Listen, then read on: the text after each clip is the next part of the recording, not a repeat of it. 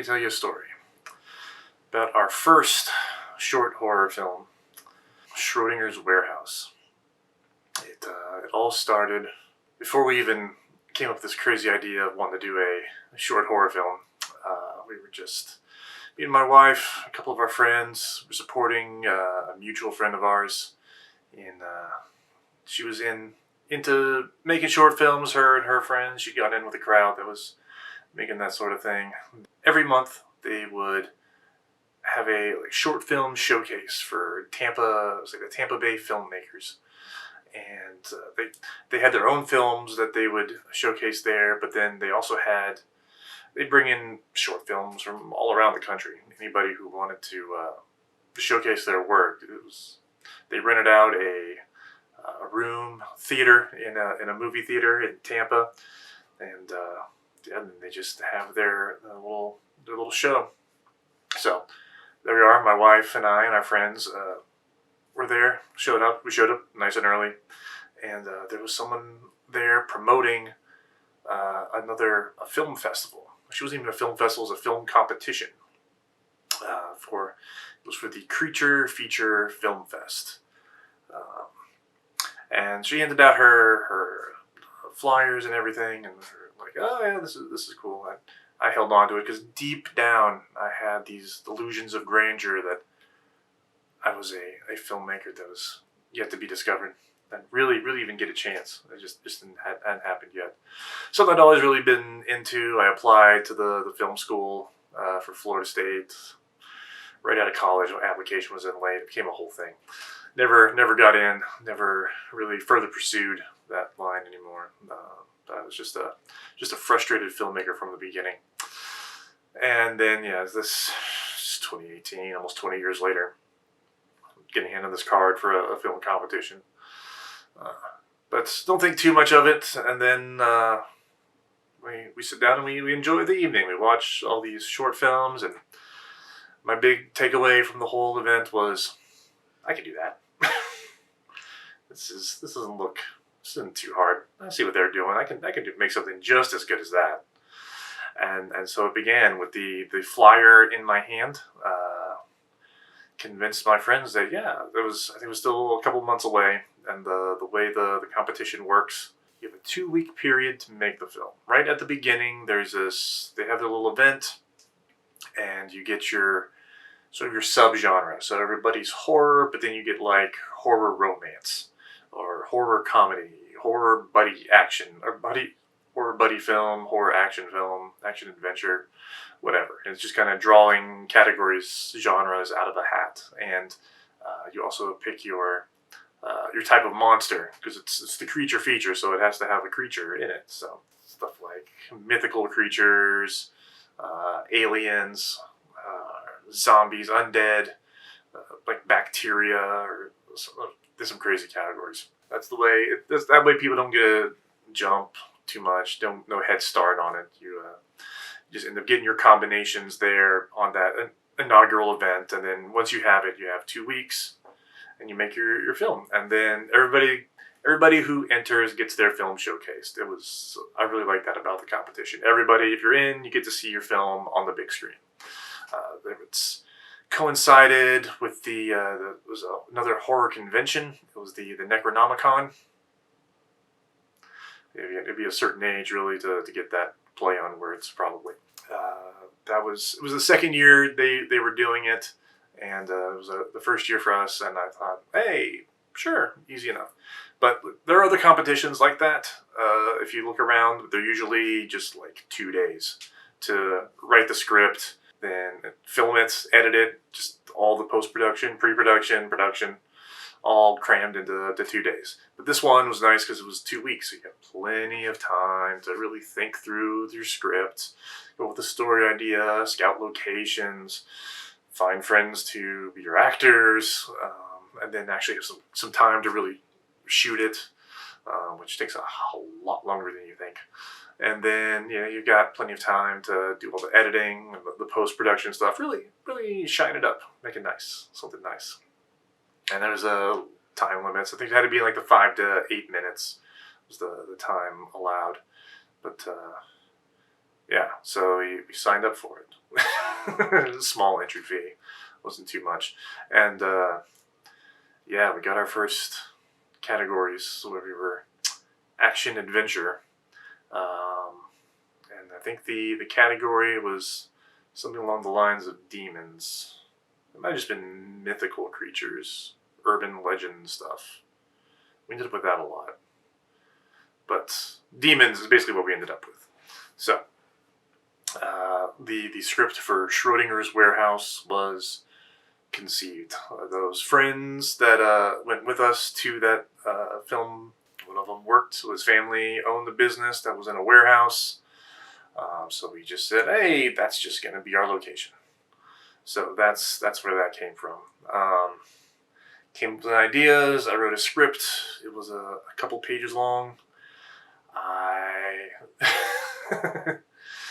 probably really overdid it as far as the length.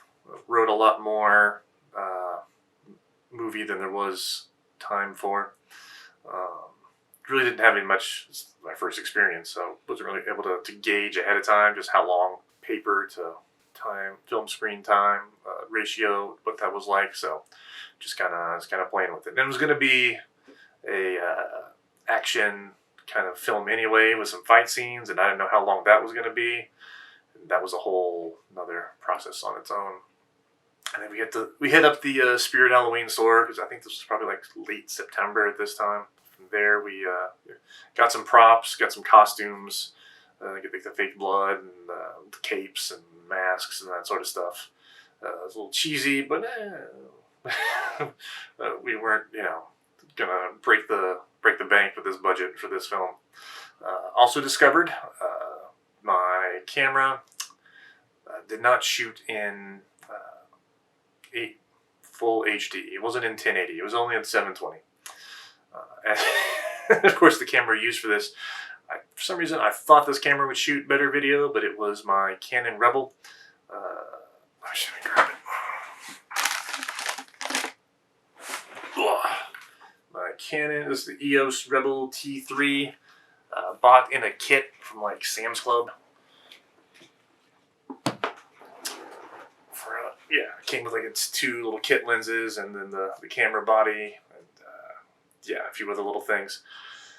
I wildly overthought what that camera could do. That was my bad. 2018 probably still could have done it with our smartphones. I think the phone I had at the time was probably right at the edge. I might have been able to do 1080. It did end up shooting one of our films entirely on my phone, but that was a couple years later. But yeah, so we ended up shooting with a DSLR, just the entry level DSLR camera. I thought there would be a place to have like a little small external microphone. I was wrong. It ended up not mattering anyway, because it was, it's Florida.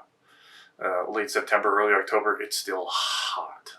So being in that warehouse was sweltering, and there was no AC, and all it has was these big industrial fans, and they were so noisy that pretty much none of the audio I captured anyway ended up getting used. Ended up going into post, just turned off the fans and recorded everyone saying their lines, and it all got dubbed over.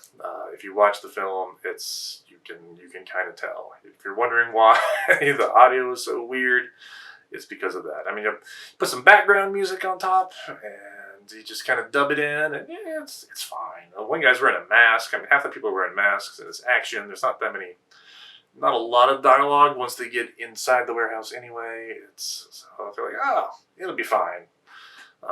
It was okay. Got a little creative. You watch the film, you'll see. Yeah, there was a lot of mistakes. I had an idea in my head of kind of what I wanted the various scenes to look like, but I did not storyboard that first movie. And I realized afterwards how important having that list of shots, having a storyboard, thinking through that sort of stuff is kind of important. So just kind of a lot of going back over the script over and over again, making sure like, all right, do I have footage of them saying these lines? Is all of this in there? So there was a lot of uncertainty. I learned the value of storyboarding and really thinking through all the shots ahead of time. That was a big lesson. And one of the other problems with all this running around is we set stuff up. We set up ladders for high shots. We set up lights and these lights. I think I got them off of like Wish. Not the umbrellas, but yeah, some soft lights for video, so they're steady.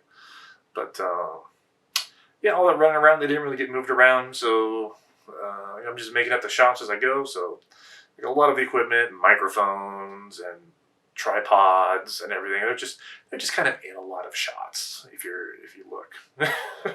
So yeah, and we didn't really know what we were doing with the fight scenes anyway. I thought it would be a lot easier to just choreograph that on the spot and just kind of make it up, but it was not. We just kind of make it up as we went. Again, learned a lot of lessons making this first film. So it was meant to be action. It ended up being a little bit more on the comedy side once we got everything to the actual film festival, the competition, and it got aired. We were in the category for like new directors, the first timers, because back then on that year they still had like two different sections, one for more established folks and then one for like the beginners, just kind of having fun. We were one of two people to do that. So our film got shown early on. When they got to the like the fight scene, there's that one establishing shot it's almost like a Mortal Kombat Street Fighter video game kind of thing, where they just square up on either side and you just expect someone to say fight and to have like health bars above them and all that. And yeah, and I think it was around then during the first fight scene, and then one person burst out laughing in the crowd, and then everybody started laughing. Yeah, it's so bad. But you gotta watch it. Oh yeah, so the editing of that film was also a nightmare. The computer was just a regular old, I think it was just a desktop computer, or maybe my old laptop. They're not set up for video editing. It was not. It's just a normal graphics card. And downloaded some freeware video editing software. I'm not even sure what it was. There was a red shark on the logo. It kind of sounded like Lightroom, but it's not the Adobe Lightroom. It was something else entirely, but it was not user friendly. And there were further complications from my computer not being set up to handle all this graphics stuff and the preview. So I'd push play and the preview would start playing and the video would start getting ahead of the audio. So I started moving around the audio clips so that everything would sync up. The lips would sync up and everything. But then I went to go like compile it, render it at the end. And it turned out that it was just lagging on my computer, causing that to unsync. And then I had to go back and put all those audio clips back where they were supposed to be, because things did not match up. So this is my first time really editing video like that. It's been a long time since I took TV production back in high school, so that was like 99, 2000. Yeah, so things have come a long way in post production since then. So, but it was a real learning experience. After that year, got more serious, rented a better camera from another company, and bought the subscription to Adobe. Just jumped in with Premiere, started watching tutorial stuff on YouTube on how to do some video editing and some stuff like that. And things got a lot more professional after that. But that first one was a real learning experience. Schrodinger's Warehouse, and I've got to stop letting my wife name the films. I did not learn that lesson because the last one we made was the time has come. I could not remember. They were interviewing me at the premiere at the festival, and I completely blanked on the name because I gotta stop letting my wife name these things. But yeah, that's behind the scenes of Schrodinger's Warehouse.